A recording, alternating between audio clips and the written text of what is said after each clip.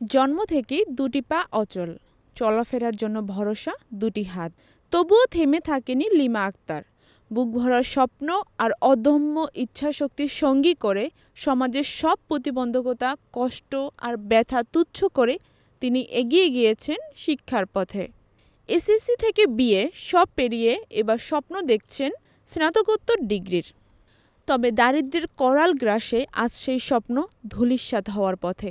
গলাচিপার এই লড়াকু মেয়েটি আজ সমাজের সহানুভূতির জন্য তাকিয়ে আছেন একটুখানি সহায়তার দিকে। পটুয়াখালীর গলাচিপা উপজেলার কল্যাণক্রোশ গ্রামের মেয়ে লিমা আক্তার জন্ম থেকেই প্রতিবন্ধী। দু পা উল্টোভাবে বাঁকানো, হাঁটার সামর্থ্য নেই, কিন্তু জীবনের কষ্ট তাকে দমাতে পারেনি। অন্যের সহানুভূতির জায়গা থেকে উঠে এসে দাঁড়াতে চেয়েছেন নিজের যোগ্যতায়। ২০১৭ সালে মাধ্যমিকে ৩.৬৪ জিপিএ এবং ২০১৯ সালে উচ্চ মাধ্যমিকে ৩.৬৪ এবং ২০২৫ সালে বিএতে পেয়েছেন ৩.০১ পয়েন্ট। সবকিছু নিজের চেষ্টায়, একটিবারের জন্য কোচিং বা প্রাইভেট পড়া ছাড়াই। এই ফলাফলই বলে দেয় লিমা হার মানার মেয়ে নয়।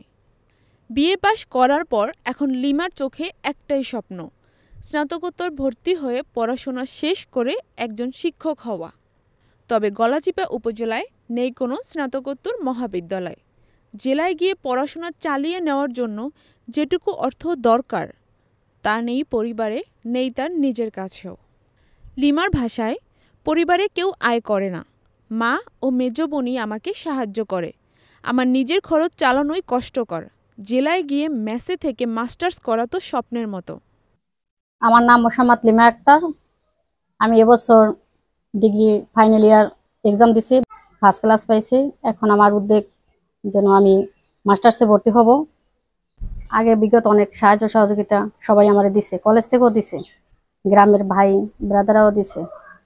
এখন আমার পরিবার আমার খরচ চালাবার মতো তারা পারছে না। আমি এখন পরিবারের কাছে বোঝা হয়ে গেছি। সবই আছে, কিন্তু সব থেকেও এখন আমার কেউ নাই, যে আমার খরচ তো বাড়তি। এখন আমার জন্য কিছু সাহায্য সহযোগিতা চাই। আর আমার মাস্টার্স কমপ্লিট করার পরে আমার ইচ্ছা যেন আমি একটা শিক্ষকতা চাকরি করতে পারি। সাংস্কৃতিক অনুষ্ঠানে আমাদের বয়সী মেয়েরা, আমাদের কলেজের বান্ধবীরা সবাই মিলে শাড়ি পরতো এবং পহেলা বৈশাখেও সবাই শাড়ি পরতো। আমি পরতে পারতাম না, কারণ আমি তো প্রতিবন্ধী। আমি যদি প্রতিবন্ধী না হইতাম তাহলে আমি তো ওদের মতন স্বাভাবিকভাবে শাড়ি পরতে পারতাম। লিমা মোহাম্মদ ইউসুফ হাওলাদারের ৪ সন্তানের মধ্যে সবার ছোট। মা মাজেদা বেগম আর মেজ বোন সাবিনা প্রতিদিনের কাজগুলোতে তাকে সাহায্য করেন। স্কুলে যাওয়া, নোটস পড়া, পরীক্ষা দেওয়া সব কিছুতেই ছিল তাদের ভালোবাসার ছোঁয়া।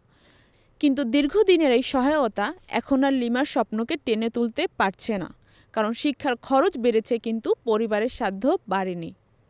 লিমার জীবন যেন এক জয়ের গল্প, যার শেষ অধ্যায়টি লিখতে আর কালি নেই তার কলমে। তিনি বলেন, এখন আমি দেখি যুদ্ধের কাছে হেরে যেতে আছি টাকার কারণে। আমার যদি আর্থিক সাহায্য করতে সবাই, তাহলে মনে হয় আমার স্বপ্ন পূরণ হতো।